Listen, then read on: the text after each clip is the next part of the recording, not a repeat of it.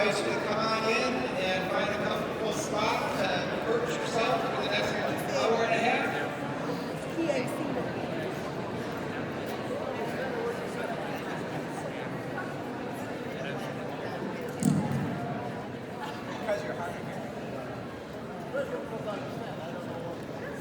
We invite everyone to come on in and take a seat. We're about to start.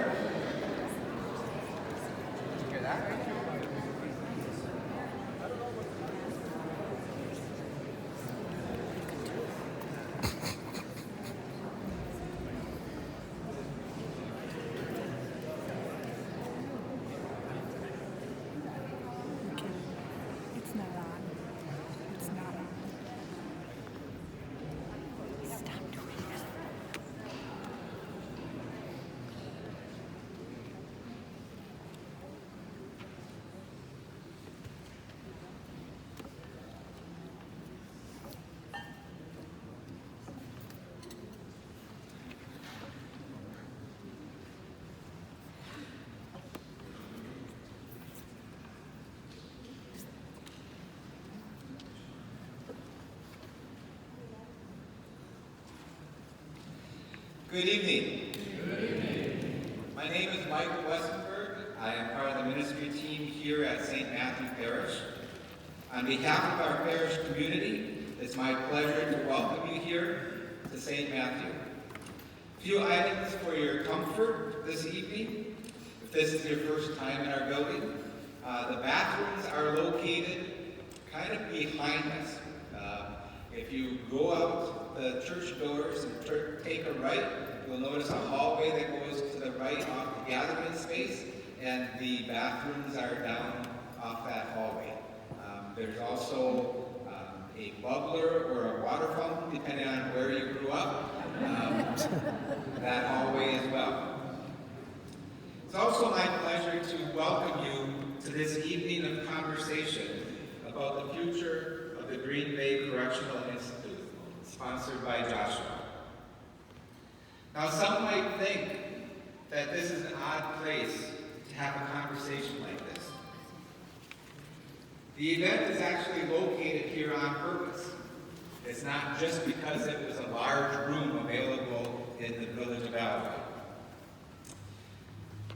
People of faith have a vested interest in topics like this. How we treat our brothers and sisters in our society is at the heart of how we live out our faith in the world and make it real. Whether we are disciples of Christ, followers of Islam, children of the Great Spirit, people of the book, or part of any other religious tradition, all our faiths call us to live with our brothers and sisters in ways that reflect God's love, justice, and mercy. That's why we come together from various faith committees and form organizations like Joshua, as a way to act on our belief that we are all God's children, and that together we should always work for the common good of all. All of our faiths call us to pursue justice that moves us beyond fear and punishment and towards the healing and transformation of both offenders and victims. These are principles that we believe should guide us. We're happy that you are here tonight because we think that together we can build a better future. Together we can work for a better way. Together we can start a conversation that creatively addresses our criminal justice system in a way that ensures justice for all and not just for some. Together we can work toward a criminal justice system that sees its inequities and its need for reform, and is not a system blind to its own failings. Together we can work to reform the criminal justice system to be a system capable of bringing security, healing, recovery, and transformation, not simply incarceration. And so together, I invite us to take a moment to be mindful of God's presence with us, and to ask for a blessing as we begin our evening.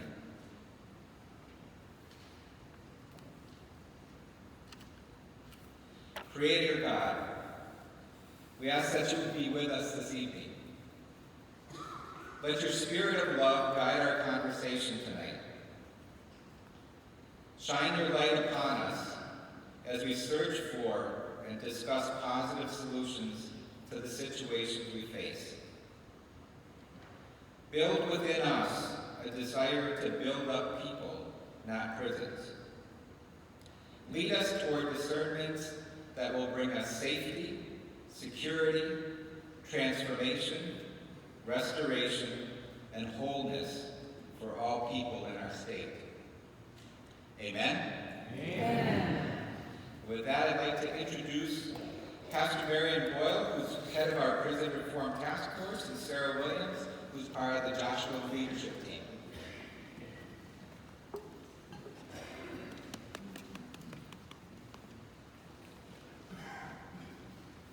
I think Pastor Marion bailed on you. Oh, there she is. I'm going to have to put this up a little bit.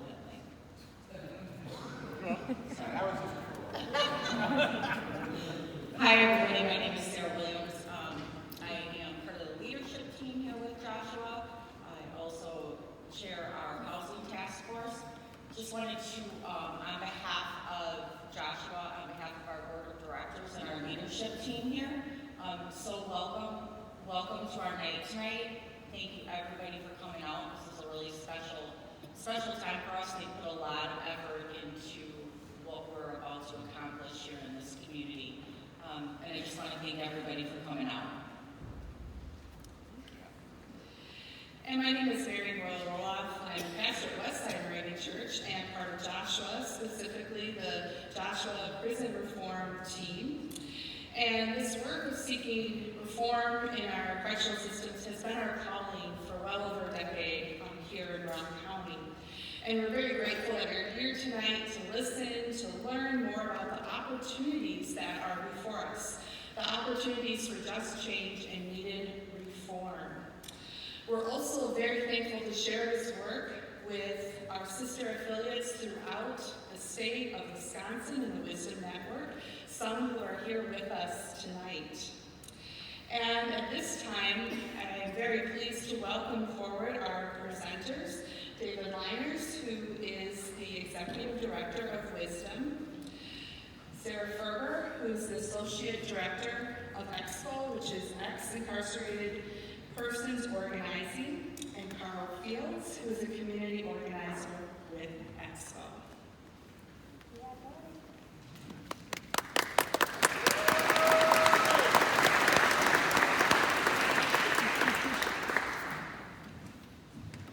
Thank you. First, it's just exciting to see this many people here. Would I be wrong to say this is the biggest event Joshua's ever had? I just don't remember ever seeing this many people at a Joshua event. This is exciting. My task here in my 10 minutes, you're going to keep me too, is to just kind of try and lay out our understanding of what the issue is that we're talking about with the Green Bay Correctional Institute. So the first thing is that Green Bay Correctional Institution, GBCI, is old. You may have noticed that. It's old. The Department of Corrections has poured a lot of money into it in recent years to keep it habitable, but it's still old and it's still falling apart and it's still ugly. Its lifetime is over. And I think there's kind of a lot of agreement on that. This building doesn't belong there anymore. It's done its job. Well, it's done whatever it is. But it's been there to do. The question really is not whether or not we should close GBCI. I think there's a consensus about that. The question is, do we need to build a new prison when we close it? There we go. We can be done. No, we don't need to build a new prison. There are a lot of people in Wisconsin prisons who don't need to be there. I'm just going to name a few things, and my colleagues Sarah and Carl are going to kind of flesh out some of the story in a minute. But we have 3,000 people in Wisconsin's prisons who were sentenced in the last century under a different set of laws who are eligible for parole. Not every single one of them is to be released, but probably most are. A lot of those folks have been working at jobs outside the fence. They sign themselves out in the morning, they go to work, they come back in the evening. They are not a danger to anybody. They've done the time the judge who sentenced them expected. They should be gone. They should be home. They should be back paying taxes. They should be back with their family. 3,000 of them. Remember, GBCI holds about 1,000 people, and that's overcrowded. It holds 1,000. We also have about 5,000 people in Wisconsin prisons who are there for crimeless rule violations. That means they completed a prison sentence, for the most part, to oversimplify. They've completed a prison sentence and they're on a period of extended supervision. And they broke a rule. They might have failed a drug test. They might have missed a couple of appointments with their parole officer. They might have left the state without remembering to get permission. They might have done any number of things that most of us would have no problem with. 5,000 people in our prisons are there without being convicted of a new crime. It's for one of those kinds of things. They don't belong back in prison. There's other ways to sanction people. There's other ways. You and I, every day, face consequences for decisions we make without having to worry that it's going to send us back to prison for 2 years. Other states that have seriously reduced their prison population have done it by cutting back dramatically on their crimeless revocations. And these are really liberal places, like Texas, where they're closing prisons at a pretty rapid rate. Michigan has closed 8 or 9 prisons in the last few years. Alaska has cut their prison population by 25%. This is the most popular way to do it. It's to cut out the crimeless revocations. We could do that. Again, that's 5,000 people. There's 1,000 people in GBCI. We also have treatment alternatives and diversions, which is a smallish fund. I mean, the Department of Corrections gets $1.2 billion a year to run prisons. Treatment alternatives and diversions gets about $7 million. If we tripled that, we could keep another couple thousand people out of prison. People who have a mental health issue or have a substance abuse issue who don't need to be in prison. They need to be in some kind of treatment. We could keep at least 2,000 more people a year out of prison just by expanding that program. There's no reason in the world we can't reduce the prison population in Wisconsin by far more than what's necessary to close the Green Bay Correctional Institution without needing to build a replacement prison. Okay? I want to touch on one thing that some people seem to have a really hard time. Some elected people even seem to have a hard time understanding. If you closed GBCI, it doesn't mean that the exact people who are in GBCI today would suddenly be walking down your street. That's not how it works. There's 36 prisons in the Wisconsin system. There's maximum security. There's 4 of them. Let's just say this is maximum security over here. We got 4 prisons in the state that are maximum security. We got some medium security, and we got some minimum security, and even work release camps over there, right? They're all overcrowded. There's a lot of people sitting in maximum security prisons, including GBCI, who actually have been classified that they belong in medium security. There's a lot of people in medium security who belong in minimum security, and there's a lot of people in minimum security who belong at home. And there's a lot of people in medium that belong at home too, right? To be able to close GBCI, what we need to do is get all of these folks back home. See, they're already, a lot of them are gone. We need to get these folks back home so some of these folks can move down there, and there's plenty of room in the remaining maximum security. That is not a problem. So please, whenever you hear this nonsense of it's a maximum security prison, if we close it, we'll have really dangerous people on the street, it's nonsensical. Okay, that's not how it works. People move all the time in the Wisconsin prison system. By the time you close GBCI, hardly anybody who's there today would still be there anyhow. Okay? People move all the time. So I really want to make that point really clear because it seems to keep showing up in the newspaper out there. And it's a fallacy. It's leading us off track. I want to just mention one other area. If, when we close GBCI, we build a new prison in someplace on less valuable property someplace, we build a new prison, it would cost between $300 million and $500 million to build. No matter who builds it, it would cost that much money to build. Sooner or later, we would pay for it. Okay? There's some people who kind of have these ideas. Maybe we'll get somebody else to build it and then we'll rent it from them. Which, that costs us more. Right? I mean, now you got somebody else making a profit in the meantime. No matter who builds it, it's $300 to $500 million to build. It's at least $30 or $40 million a year to operate. If we build and operate a new prison, it would be at least $1 billion within the next 20 years that the state of Wisconsin would spend. There might be some better stuff we could do with $1 billion. That's $50 million a year.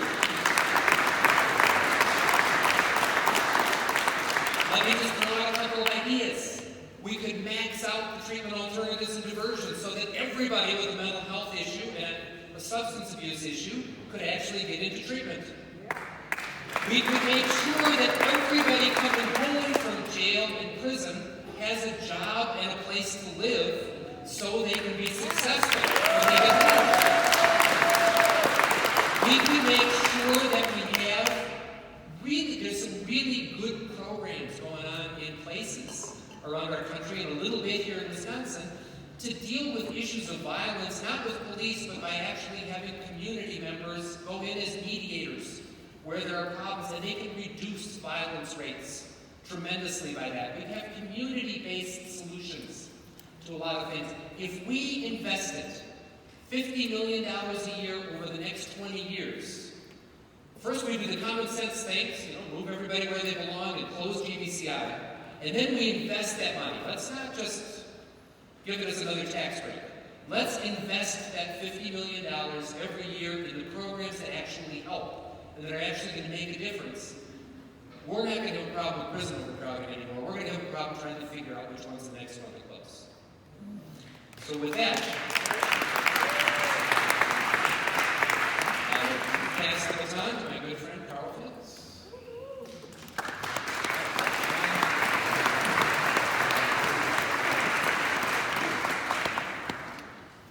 Good evening, everybody.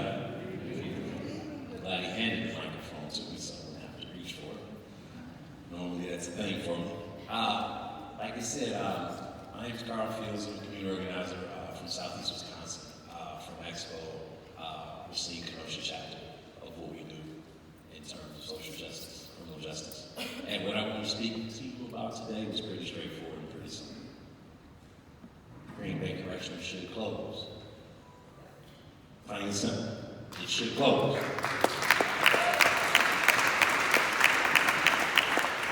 My experience is that pretty straightforward. I am an ex-incarcerated person who has spent a number of years in prison. I am currently on what's called extended supervision, and I am on paper, as we would term it, until the year 2033. The problem with that is that I spent a generation in prisons, and they now want me to spend another generation on parole here in the community, which means I can only step this way if they say so. I can only step this way if they say so. My struggle and my happiness today is that this room is pretty packed. There are a lot of people in Green Bay Correction who are looking at Joshua and looking at wisdom and paying attention to the work that we do. So you should all give yourselves a round of applause for this because they're watching. They're paying attention. And they are eager and willing and ready to come home. David alluded to the system and how it gets bottlenecked with people at different levels and can't go home because they can't work max, medium, minimum levels. That is a very powerful point that can't be understated because I was in maximum security for about 4 years, and they literally kicked me out of that place. They said I was doing too well, you need to get out of here. And I thought to myself, that doesn't sound right, what's going on? And then they said, oh yeah, we built a new prison and we got to fill it up, so you make a great candidate. So I'm like, is this really what this is? They move people around when they need to, and they make excuses for why they can't when it doesn't suit them. I think David's point was spot on. There are a lot of people in Max who are classified as medium who can't go because medium is the biggest part of the system that we have here in Wisconsin. And the majority of people who go to prison go to medium. And so a lot of people in Max who have done time and who have shown some sort of turnaround or just in a position where they're better suited or can be monitored in medium can't go because crime is revocation. Crime is revocation sends thousands of people back on a daily. And that puts them in priority for programs. The problem with that is a person who's been in prison waiting for programming can't take it because that person who was just sent back to prison was prioritized. That's a real thing. And I still don't know where that comes from, the system who signed off on that, but that's a real thing. When you're in medium and you want to shift to go to minimum, the normal wait time in my day, which I've been home 3 years now, so it's still a little fresh for me, is 6 to 12 months of wait. Once you go through what's called PRC or the classification committee, you are given a date, more or less. You're given a place where you're going to transfer to, and you're going to be given reasons as to why you're going to transfer to that place. 6 to 12 months is that wait, and the 12 months is the long end. I waited 36 months to transfer from one prison to the next. Reason being, this was a prison that had a lot of programming, Oshkosh Correctional. It was a prison that a lot of people wanted to go to, and it was the sort of place that had more options than the place that I was. And the reason why I couldn't go was just because the same rhetoric that has been fed to the public here and to Wisconsin as a whole, there are not going to be killers and murderers and rapers walking around in the streets if Green Bay Correctional closes. There are several other maximum security prisons in Wisconsin, and they would shift them around. This is one of the cogs in the machine that forces them and forces their hand to do something reasonable. We shouldn't have to force them to do reasonable, rehabilitative things, but that's what we're going to have to do, so we're just going to do it. Right? We're just going to do it. We're going to have to. When I had my opportunities in prison, it came because of a lot of reading and research, but it came from a lot of luck and some lessons. I'm not unique in the sense of I'm not special of a person. I'm a person with a lot of love in my heart and a lot of anger on it, and a lot of disgust for what I saw both in my community that pushed me to make poor choices, and what I saw in prison that amounted to injustices and indignities that we had to suffer. And the amount of indignities that I had to suffer in order to come home was astounding. This flip side of Green Bay being a dangerous place for people that work there probably has some truth to it. But I can assure you that they are suffering in the same way that the people that live there are suffering. And that this building as a whole and the system as a whole is impressing that upon them both. It's not the people who are suffering living there impressing this on them. It's the system making people carry out orders that just make no sense whatsoever. So I have a lot of compassion in my heart and a lot of respect for what they do as well. But I would seriously like for them to sign on to this cause. Why? Because it makes sense for them too. This isn't some fight that we're fighting for, and I'm going to use this term, forgive me. It's called hug-a-thug. There's a conversation in reentry that says that tough on crime people don't participate in hug-a-thug narratives. And what we're talking about here is hug-a-thug stuff. Being courageous, pushing for redemption, helping people get their lives back, helping the community be safer through that is not a hug-a-thug objective. It is us living our truth and living our values, and that's what we came here to do, and that's what we're going to keep doing.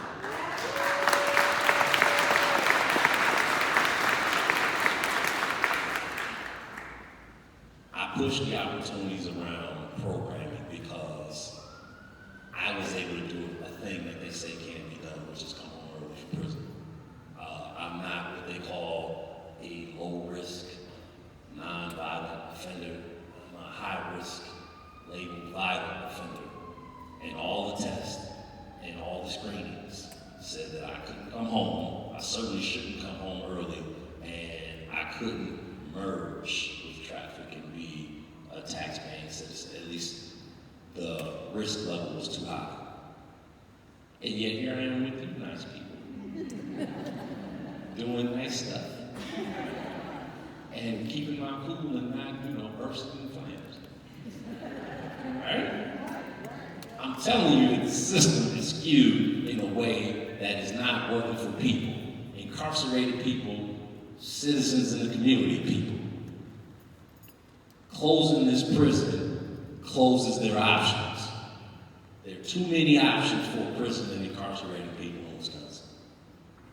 I've had the blessing to be able to walk out of prison sooner than later.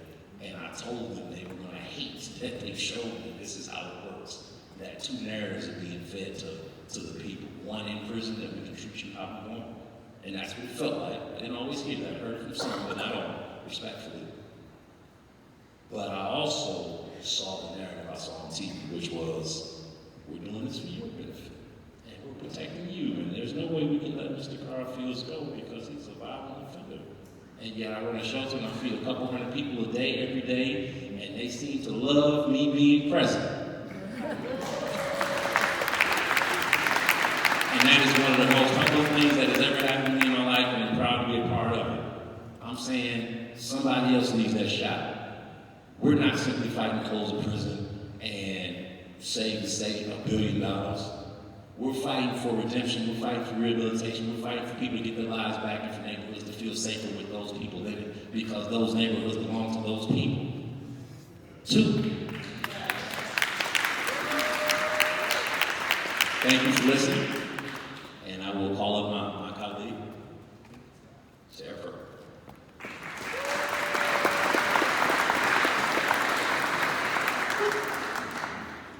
Good evening, everyone. My name is Sarah Ferber. I'm the Associate Director of Expo. And Expo is people who have experienced incarceration, advocating for a more just system for everyone. And that means everyone. It doesn't matter what they've done or how they ended up in the justice system. We're fighting for everyone. Now, we know that Green Bay Correctional is a maximum security prison. And as David alluded to, we know that by closing Green Bay Correctional doesn't mean that those are the exact people that would be released at that time.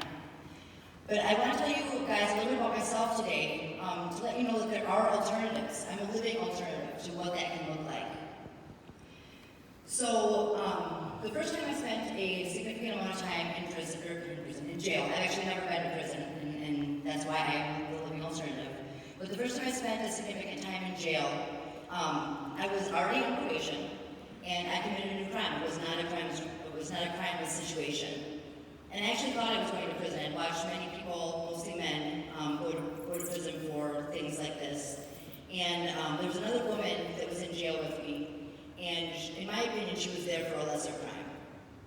And so we were in there together for a couple of months, and after a while, I watched her get on the prison bus, and I did not get on the prison bus. I got a alternative to revocation into a treatment court program. And that was when I realized that these types of things are completely subjective. That the judge decides, the POs decide who is worthy of treatment and who is not. And for whatever reason, well, not for whatever reason, because I'm white, I'll be honest, and she was black, I was worthy and she was not. So fast forward a couple years later, actually 5 years ago, from the 9th of this month was the last time I was arrested. I again thought that I was going to prison. It was not the first time, because as I alluded to, I had been in jail before. In fact, I had been in jail several times before this. So I'll go back a little further. So I have experienced childhood trauma in my life, which led me to using drugs throughout my life, which led me to contact with the justice system. So stuff doesn't happen in silos, right? Everybody has a story. Everybody has things that happen to them that led them to doing different things, which then eventually leads them into prison for some people. So I found myself 5 years ago, from the 9th of this month, again in jail, thinking that I'm going to prison, and I again didn't go to prison. I got into treatment court for a second time. So again, very subjective. And again, I get that alternative. But treatment court wasn't the only thing. So for those of you in the room who don't know what a treatment court is, Green Bay actually has a couple of them. Treatment courts are alternatives, or Brown County rather, has a couple of them. They're alternatives that are intense outpatient treatments that go along with meeting with a judge several times, usually weekly at first, and then they phase out throughout the year. And you also meet with your PO regularly. You have UAs, you have other treatment that goes along with it, and it really dives into your life and helps you figure out what leads you to the justice system. So for me, it was really integral, but there was other things that were important for me. Those things were housing, building a community around myself, reuniting with my family, finding a good job, getting into school. You know, all of these things really played a huge part of my life. And I see a lot of people not get those opportunities when they are released from jail or prison or just really at all. And they continue to struggle and continue to either reoffend or just either never get out, as Carl said. So when we talk about closing a prison, you know, it's really about making sure that we are being equitable across the state and across the country, and making sure that we're investing in our people and investing in not just locking people up and throwing away the key, but making sure the communities are safe in a real way. You know, safety doesn't mean calling the cops, getting an arrest, and then incarcerating people. Safety means community responses. It means variety of different supports, variety of different treatments. It means keeping families together, right?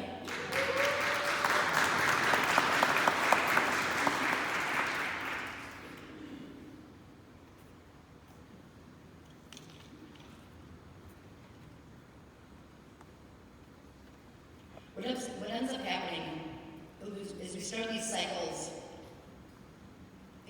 where the kids of these families see this as children, and then they repeat the cycle, and then as adults we blame them, right? And it's not their fault. This is what they've seen as children, and then they repeat the pattern. And really it was done to them by this same system that they now find themselves entrapped in. Now again, I was the alternative. My kids never got removed from my home. And I think that's largely because, again, I'm white. I come from a community, I lived in a nice neighborhood. You know, I had family. I had my children's father took my kids when I was going through a rough time. All of these things made a huge impact on my ability to not only rehabilitate myself, but for them to, or for my ability to re-engage back into the community. So how can we recreate this, right? Because this is what's going to reduce our prison population. This is what's going to make the true impact. And if it's about money, if that's what it's about, this is what's going to give us a true return on investment. Because right now, we're just literally throwing our money away. We're building buildings, we're getting nothing back from them, you know? And if it's about jobs, the same people who are working at the prisons can work can work in the communities and help support people in other ways. You know, they can work in the schools, and we can invest in the schools in better ways. So there's just such better ways that we can handle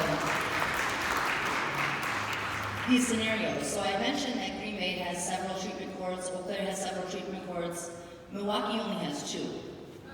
I was actually just doing some research and looking at the percentages. Now, why is it that a city with almost 600,000 people has 2 treatment courts, but yet Eau Claire County has less than 70,000 people has 4? You know, we need to look at where the state is investing and what is our return on that investment. What is our return on that investment? So another thing about our treatment courts is that only 10% of the people who qualify for the treatment courts are actually getting in. There's been a new thing in our community where, so people with drug offenses are the ones, so my offenses were drug offenses, considered a low-level drug offender. I don't like that term, but that's what they call it. But then now they're calling people predatory drug dealers. So I asked, when I was in a space, I asked, well, I have drug dealing charges. How was I allowed in there? Oh, you're different. You know, so again, how am I different? This is all subjective stuff that are blocking people from getting in to these different alternatives. And then sometimes people will end up in a place like Green Bay Correctional, and then they're having a hard time getting out because they don't get the programming inside that they need, as Carl alluded to. So again, we do not need to send everyone to prison. Prison should not be, or jail should not be the first response.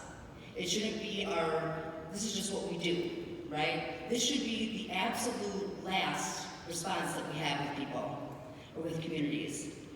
There's things that we're doing in the community, such as violence interrupters that David mentioned. I know Focus Interruption Coalition is doing great work in Madison. I want to give them a shout out.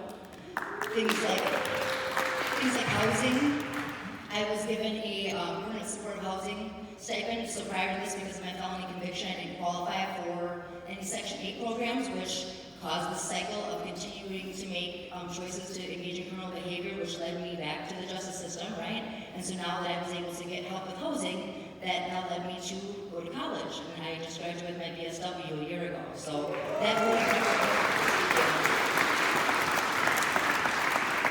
none of that would have happened had I not been given all of these unique opportunities that many, in fact, most people are not given, particularly they're not given this in our urban areas. So communities are safer when we keep our families together, when we support them in authentic ways, when we support everybody. So we need to close Green Bay Correctional. Thank you, guys.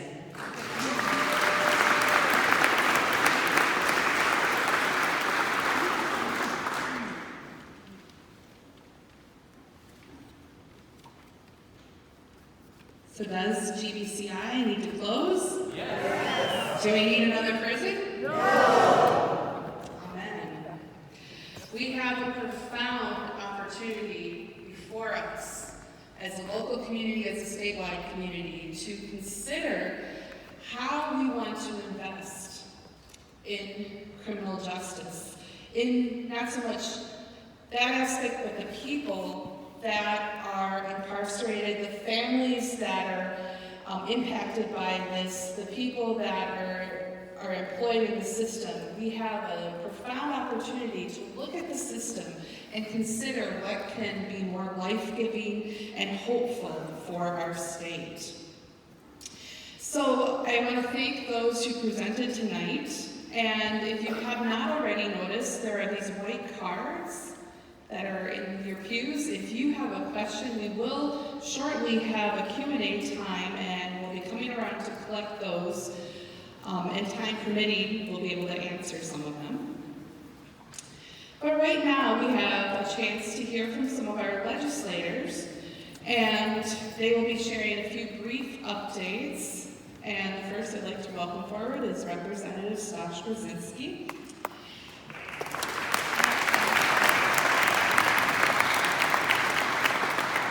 And I'll just say, everyone gets 2 to 3 minutes. We got our timekeepers right here.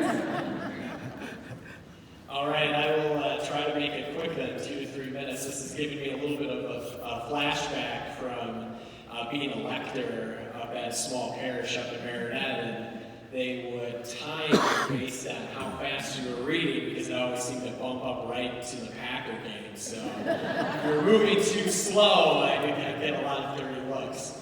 But I do appreciate being here this evening, talking with all of you. Originally, when Rachel had invited me to speak to this group, I thought I'd be coming in to speak about a bipartisan set of legislative bills that would have been introduced at this point. I guess I'm going to call that freshman optimism, because the timeline, unfortunately, hasn't moved as quickly on these bills, but I think there are big concepts that we still need to tackle as a state, because as we talk about GBCI and we talk about closing this prison, I think we need to take a step back and look at the Department of Corrections in general in the state of Wisconsin and what we're doing to move forward with the state to bring down our jail population. So it's been talked about a little bit this evening already that that this is a bipartisan issue. It's also an issue that other states have tried to tackle. And the way other states are going about this is by looking at three main areas. One, revocation reform. It's already been talked about a little bit this evening, but we need to move forward with revocation reform in this state. Because currently, right now, we have 3,400 individuals that were sent back to prison because of crimeless revocations. That was just in this last year.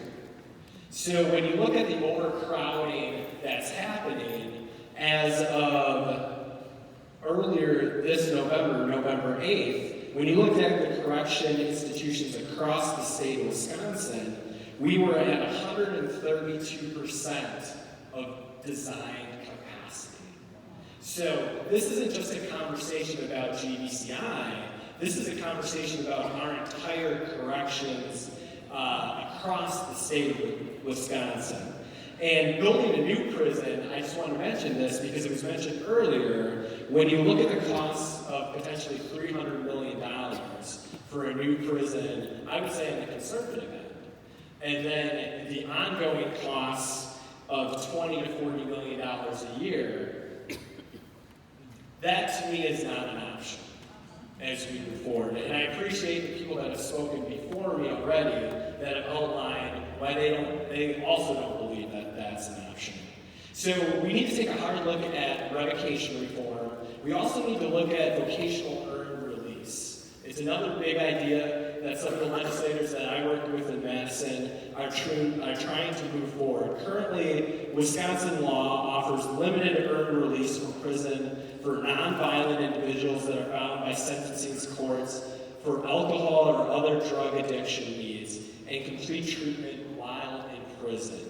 I believe we can expand this program for nonviolent offenders. We can open it up for vocational, educational, and recidivism reduction programs as we move forward. It's another big idea that I believe we need to move forward with the state of Wisconsin that other states have already done as they move forward. And finally, we have an incredible amount of people that are on supervision. 66,000 individuals currently on supervision in the state of Wisconsin. We need to do what other states have done when it comes to looking at success on supervision. So these are individuals that are completing programming, they're completing treatment, they're nonviolent offenders that are moving out into communities and are doing what we do every day as average citizens. They just happen to be on supervision. And we continue to hold these people for an incredible amount of time in the state, and that needs to stop if we're going to be serious about moving forward with Department of Corrections reforms as we move forward.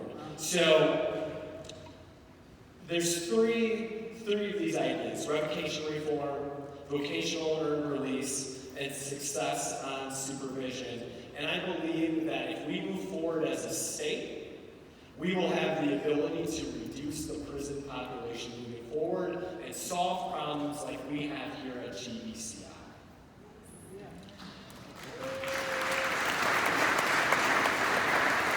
I also believe that as we move forward with those three ideas, we have to make sure that we're properly reporting on all three of those so that we can see real numbers of state legislators as we move forward to make sure that these reforms are working, that it's saving the state money, and we're headed in the right direction as well.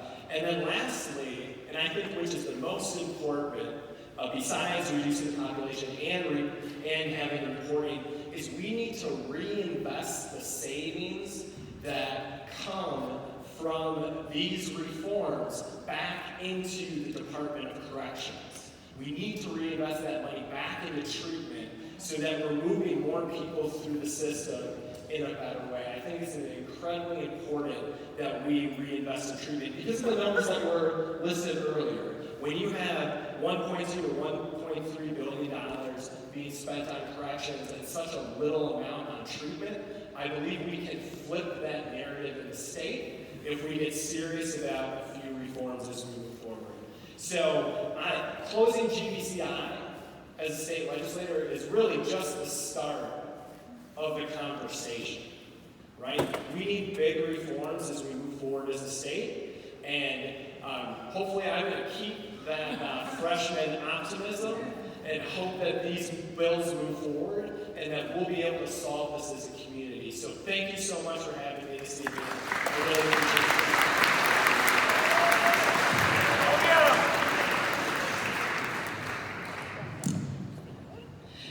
And I'd like to invite the Allouez Village President, Jim Rafter, forward.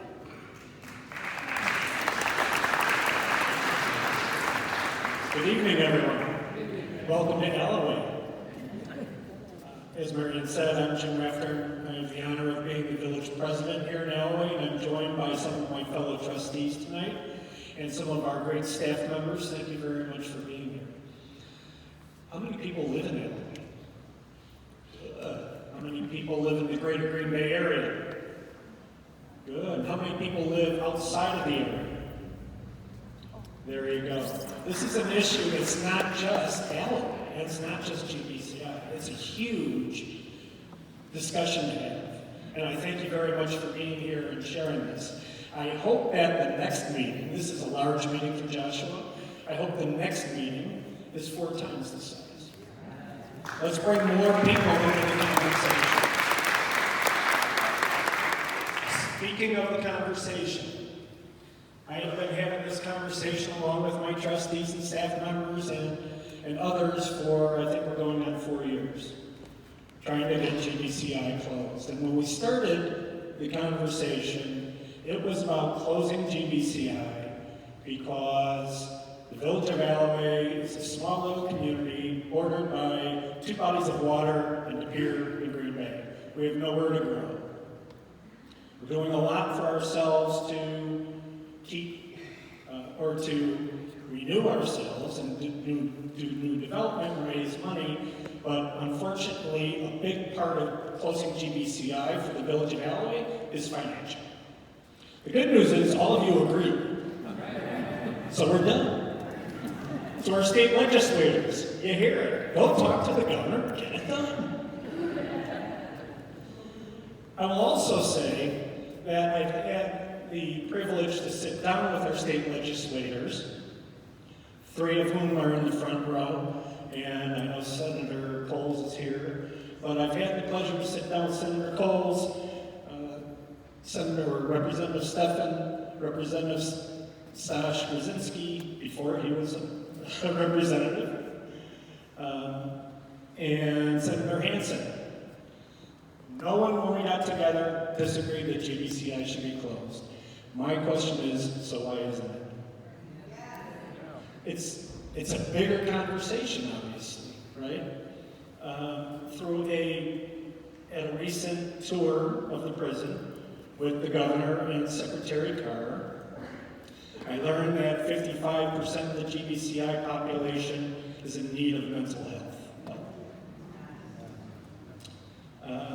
In talking to both sides, if there is 2 sides to the story, quite honestly, I've heard the term bipartisan. I think it's a nonpartisan issue.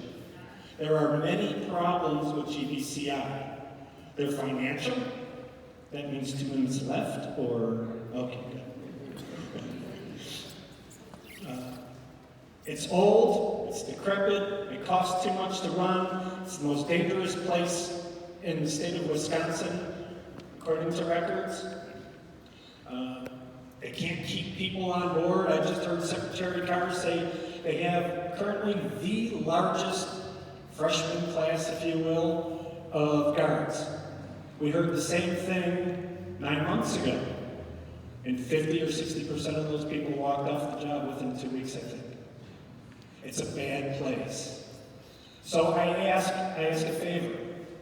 We talk about sides, we talk about for financial reasons, we talk about for criminal justice reform reasons. They're all good reasons. And I encourage you not to use the term we and they, just because we have different ideas. We all have the same goal, and all of your ideas are good ideas.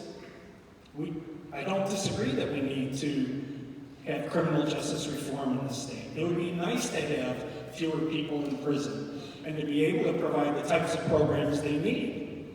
It would also be nice to give 60 acres of land and some of the most valuable land in the area to the village of Allouez, so not only can we create much needed tax revenue, but to create a very special place for those who live in our community to come and be part of the community. So when you're having conversations, I ask you to open your ears, open your hearts, and listen to those with different ideas. I understand it costs a lot of money to build a prison. One of the ideas Representative Stephan, I just gave you promotion. Representative Stephan came up with was Hope University, and it was mirrored after a prison, and the word prison is terrible. I'll use facility, right? Prison has a negative connotation. But a building or a facility that can actually serve the needs of the people who need it. It was modeled after a place in Connecticut called The Rock. And there was a story of a young man, if you haven't seen it on 60 Minutes, go Google 60 Minutes The Rock. It is a very moving video. And it's about how they have a part of the facility for mental health, for part of the facility for those who need to be there in max security and are going to be there. And then there's a group or an area for those who truly have hope. And they gave a story of an 18-year-old who the guard in the prison went to the governor on his behalf and said, let him out. He's a good kid. He's got great potential. And so he's in college now. And by the way, he's a captain on his team. And he goes back into the facility to mentor others. Those who were their lifers, they are also mentors to the new inmates to say, I'm not getting out. I want to help you get out. So there's lots of great ideas. And I know I'm here talking about Allouez, but the more I've learned about this issue and the more about the opportunities we have, when someone says, let's build a new facility, it's not necessarily building a new prison. Let's invest in the types of services we need to help those folks. And I'll say the inmates as well as staff. Those staff members, we should all give a huge round of applause for. Because day in and day out, they go to work and they don't know if they're coming. And that's not a joke, that's true. So, who wants GBCI closed? Who wants our esteemed state legislators to go to the governor and say, let's close it now? I would like you all to move to Allouez. You seem like really nice people. Pardon me? As long as you don't get in trouble. Come on down. Thank you very much, folks. We appreciate it. Take care. And thank you very much for sharing, and this does take us all working together. Also wanted to acknowledge we have Senator Rob Coles here, who is, what? mic to you. Well, as he comes forward, I'd just like to acknowledge, we talked to Representative Brzezinski and Allouez Village President Rafter and Senator Poles about speaking at this event, but I know there's other legislators here. If you could stand and we could just acknowledge your presence among us, other county board, state representatives.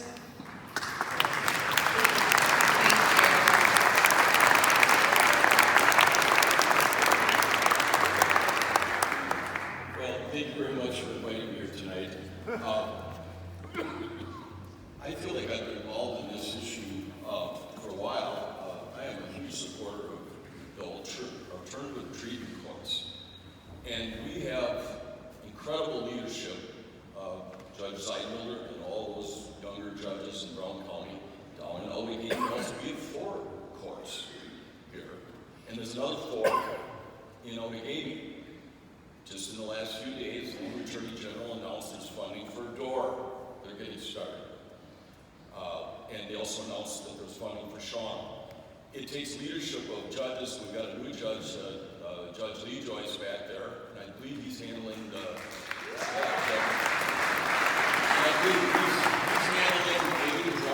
new Veterans Court. Am I correct?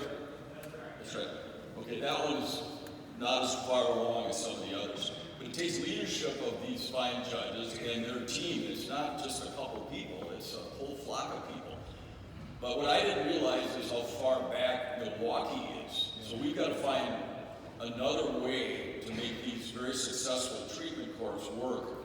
If the judges in those communities, if they're not going to take the lead, like our judges here, we've got to find another mechanism to do that, because I believe strongly that these alternative courts are doing a great job. Now, as audit chair, I can't prove that through an audit, because we haven't done an audit of this. They're all a little bit different, but remember they're moving what they call nonviolent offenders through the system. And your argument today is that even more of those people, forgive me, said it, only 10% are getting treatment. I want to explore that deeper, because if these courts are working the way I believe, and I see some county board supervisors here that we attend all these graduations, I've probably been to 30 graduations in the last 3 or 4 years, and it's very heartwarming to see the success of someone that's made it through those treatment courts. So we've got to figure out a way to make that work better. And in my notes, I noticed, and I've known about this for a while, I don't know why those 3,000 people that reach their mandatory release date, and they have for a couple years, have not been released in the whole state system. So I think we all have to try to figure out why that's happening. So those are some of the things that I'm interested in working on. Thank you again for inviting me, and there's plenty to work on here. Thank you very much.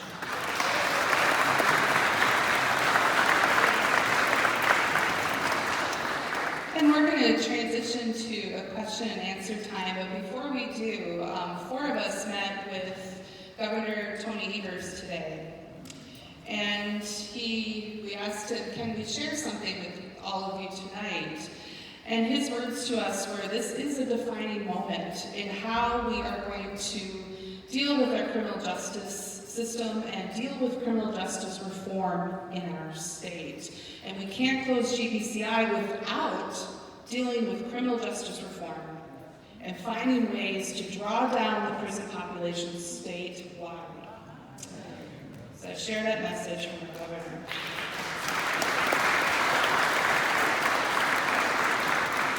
I'd like to turn it over to Ivy Summers, who will lead us through our question and answer time. Thank you. Again, you should have note cards in your pews, and once you have questions written down, some folks from our team will go around and collect those, and then we'll kind of just start asking questions for folks.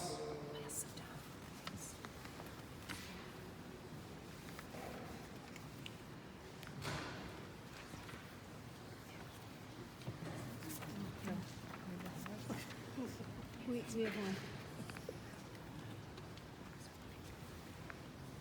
Okay, the first question is, it costs $38,000 to about $42,000 a year to house one person in prison.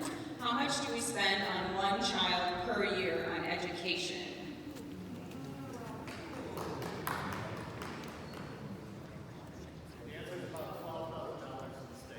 $12,000 per child on education. So we spend 3 or 4 years of K-12 education in public schools for the amount of money that we spend to incarcerate someone for 1 year.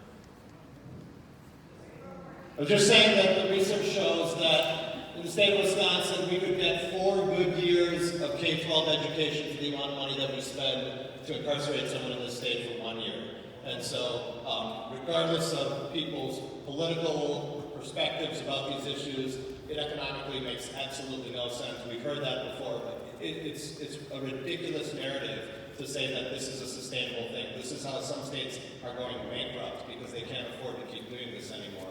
It is a human rights violation, it's an ethical challenge, but it is also economically unsustainable to keep paying for this. We have actually increased our spending in the prison industrial complex in this state by 7%, while we have decreased our percentage of investment in K-12 by 14%, and at UW system by 21%. Unacceptable. Unsustainable.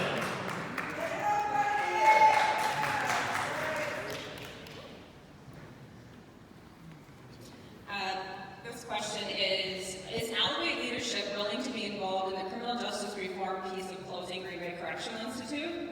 More specifically, having transitional treatment housing. When it comes down to it, we often hear not in our backyard sentiments that prevent this type of housing from being developed.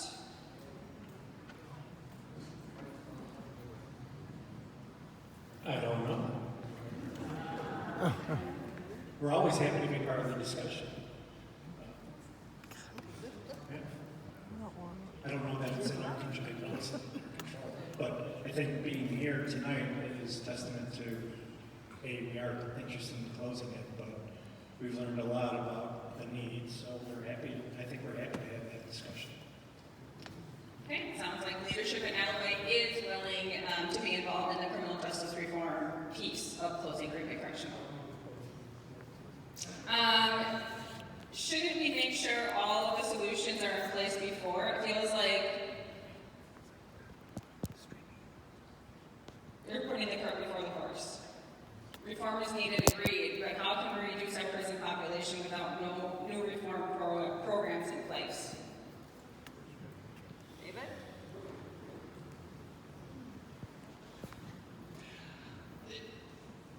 The first part of it is actually pretty simple.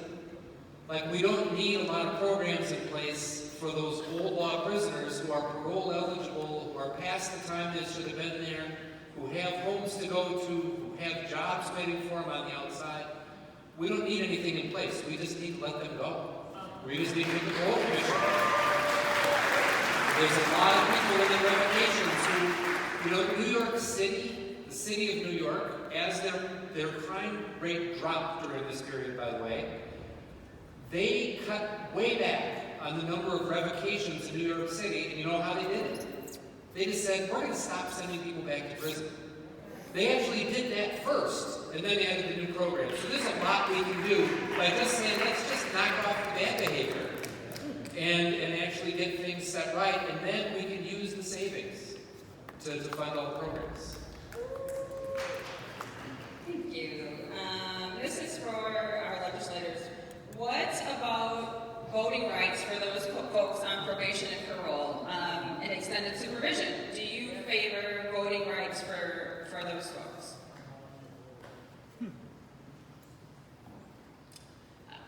Representative Amanda Stock, I represent Appleton and Menasha, and I think certainly,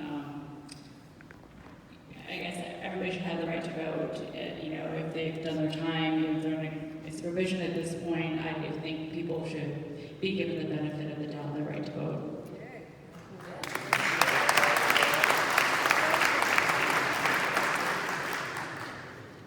What is the philosophy behind crimeless revocation? What is it designed, or what is it supposed to accomplish?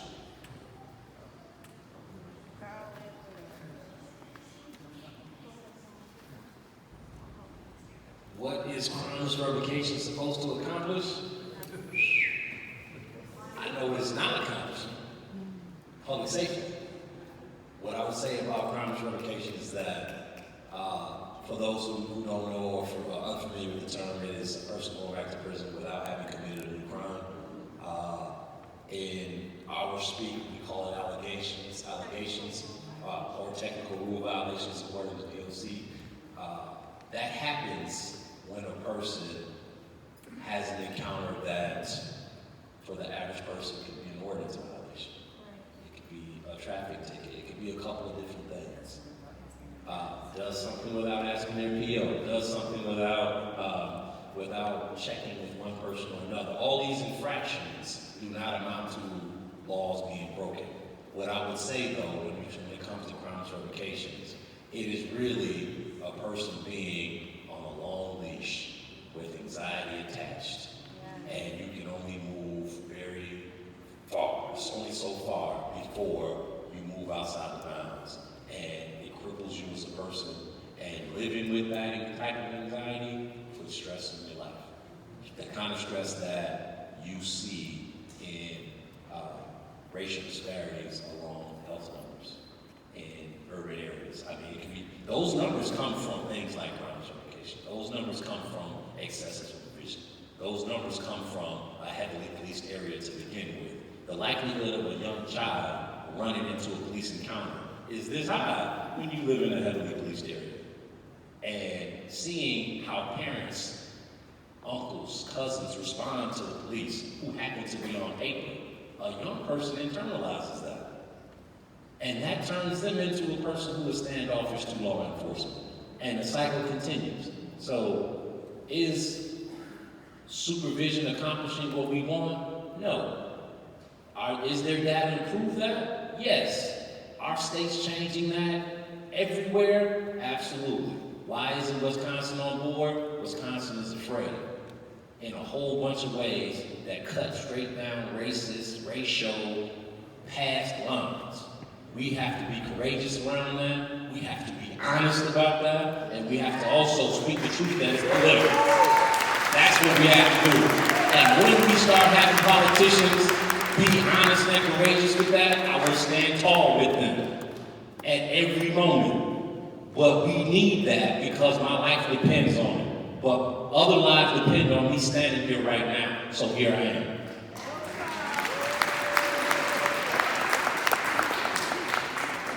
I just want to add that crime certification operates from the assumption that a person, is up to something, right? So it operates from the assumption that they're trying to get over on you.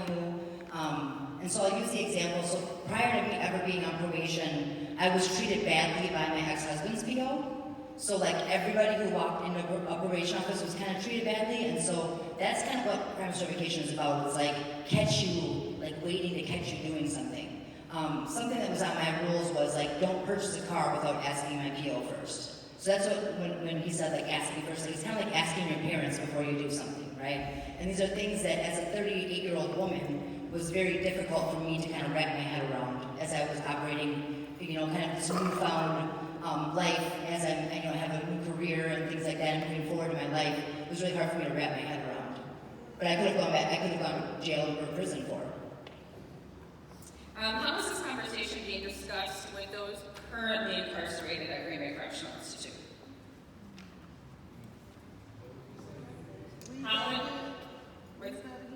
How is this conversation being discussed with those that are currently incarcerated at Green Bay Correctional Institute?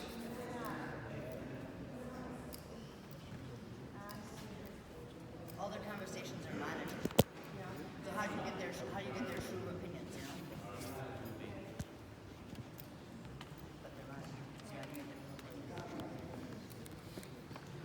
At least at a local level, we've made requests to be able to talk to prisoners. Obviously, we haven't had the opportunity to do that.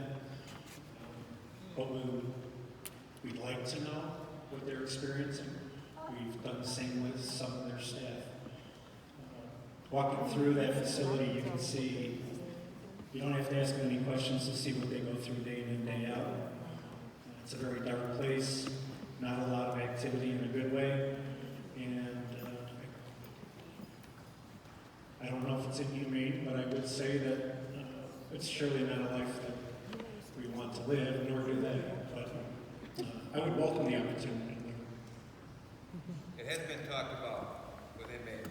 It has been, Yeah. it has been talked about? Yeah. Okay. Regarding early release program, can you explain why mental health programming wasn't included?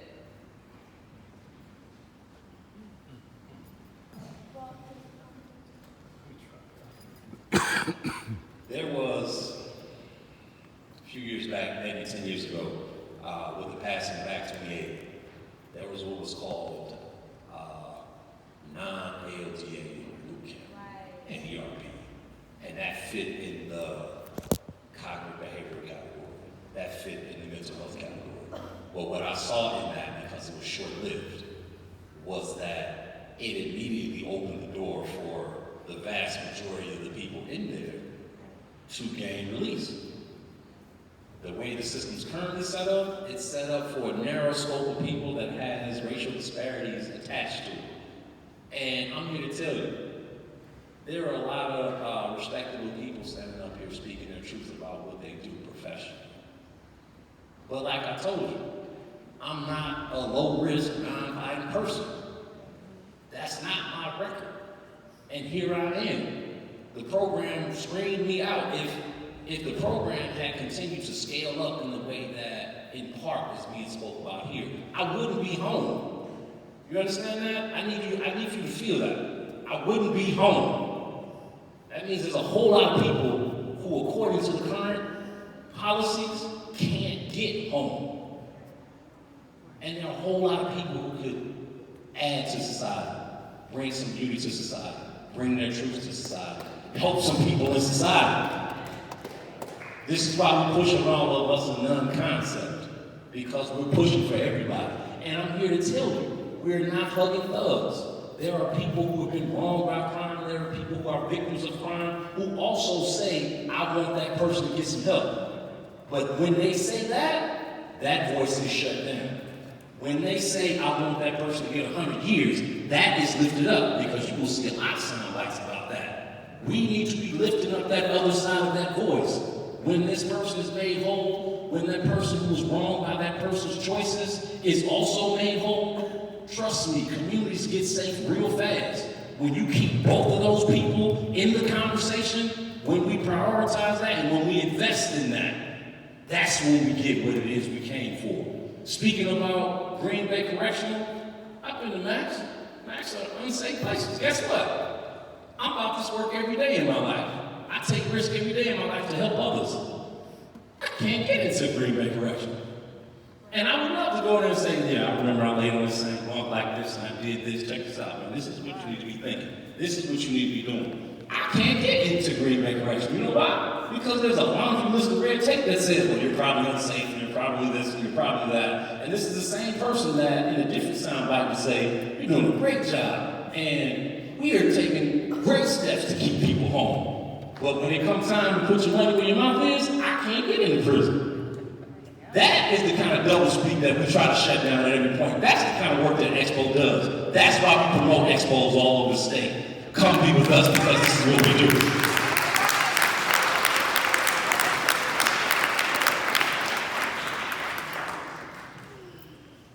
I think Carl's a pretty nice guy myself. Who are the lobbyists that are most influential in stopping criminal justice reform and closing prisons? So who are the lobbyists that are prison builders and private prison profiters?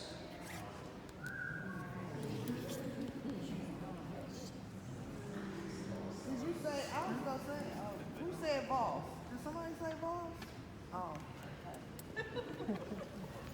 Okay. I mean, there's lots of people profiting from prison. It's not the actual prison. It's all the things that are in prison, like phone calls and canteen.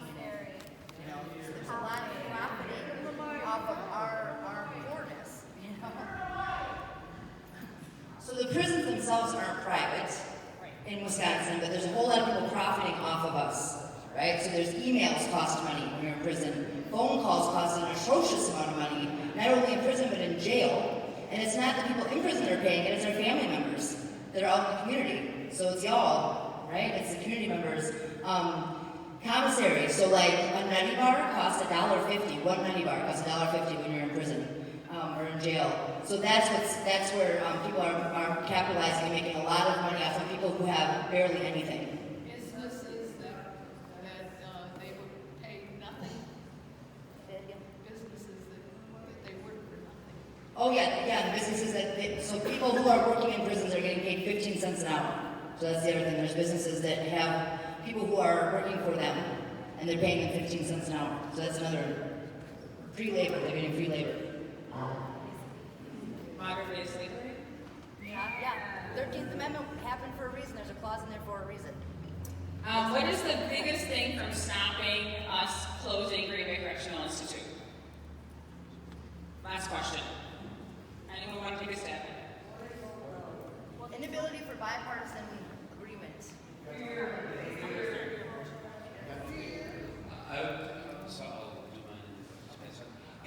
So I do think it's political will and it's the inability until now to reduce our prison population. We're overcrowded.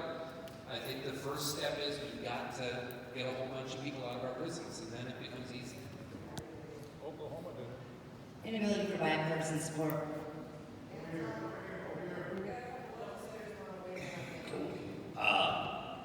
What they say, I agree.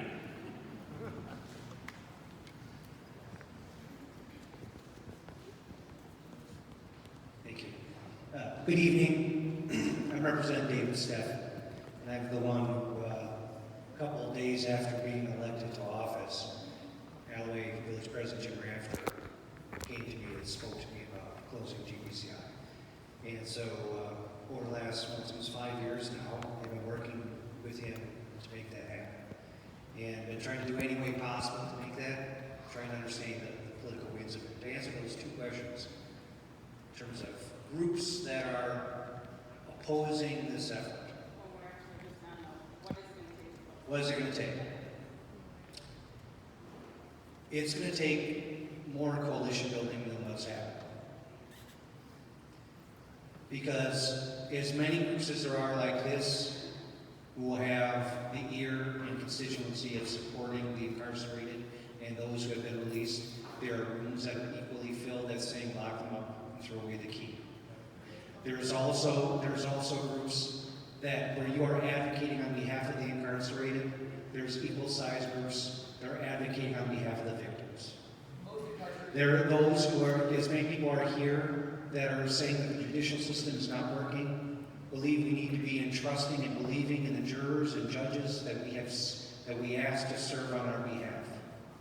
So unless there's willingness to work with other groups to find some common ground, occasionally be happy with a single bite of the apple and say, I will take this portion of success and continue for the next, versus saying, unless I get it all, I want none.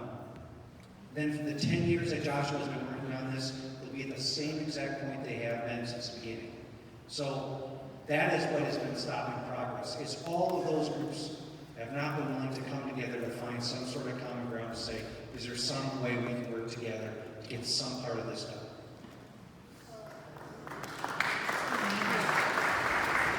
So I want to be mindful of time. I know it's late and it's school night. So when you came in, you received a couple of things. The first thing I want to call to attention is the sheets that you got for our call-in day. So we are holding a call-in day. So this little gray and orange card is for you to take home on Monday morning or Monday afternoon or Monday evening, anytime on Monday the 25th. We're going to ask you to get out there and call your legislators. If you don't know who they are, there's a phone number on there. I called the hotline and said, hey, if I need to know who my legislator is, will they tell me? Yes. Will they connect me with my legislator? Yes. So all you have to do is call that phone number if you're not sure who your legislator is. And also Governor Eber's phone number is up there as well. The other thing I want to call attention to is some of the stuff that happened in the foyer area. There was some tabling out there. But your call to action slip is on the back of your agenda. So on the back of your agenda, there's 3 things that you can do today. You're in this room because you care and you want to learn more. So there's 3 things that we're asking you to do. Is 1, participate in that call-in day on Monday. The second thing is, who else needs to hear this conversation? Who else needs to hear why we need to close Green Bay Correctional Institute and not build another prison? So there's a box in there. We have folks from Joshua that are willing to come into your communities, come into your organizations, come into your schools, come into your church groups, and talk more about it.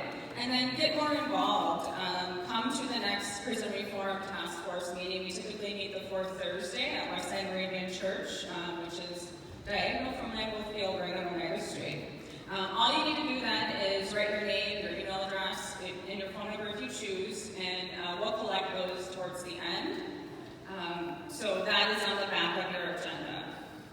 I also welcome you to visit the tables, like I said earlier. There's a couple of statewide initiatives happening out there. One of them is the census, so if you haven't had a chance to, there is a little postcard that you can fill out. Unlock the voters out there, so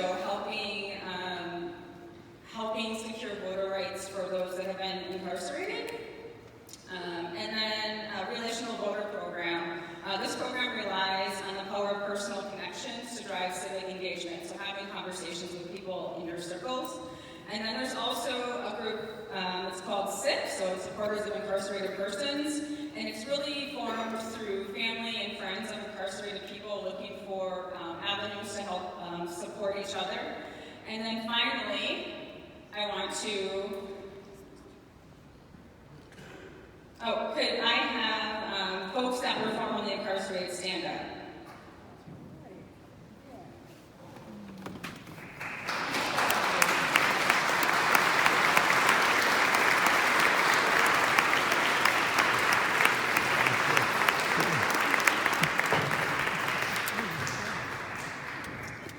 For safer communities, we need to support each other. These people that we are speaking about that are in Green Bay Correctional Institute will be your neighbors. They'll be the people in your pews on Sunday. They'll be people that we work with. So if we really want safer communities, we really need to figure out a way to get people support that they need so they can integrate back into society. Finally, we are going to have, for those that are interested, a short prayer uplifting those affected by the criminal justice system. And this prayer will take place in the Day Chapel, which is located that way, I'm told. So for those of you that want to stick around and we'll have a short prayer service, I encourage you to do that. Otherwise, we will collect these as you guys leave, and make sure you check out the booth and the table as you leave. Thank you so much for coming.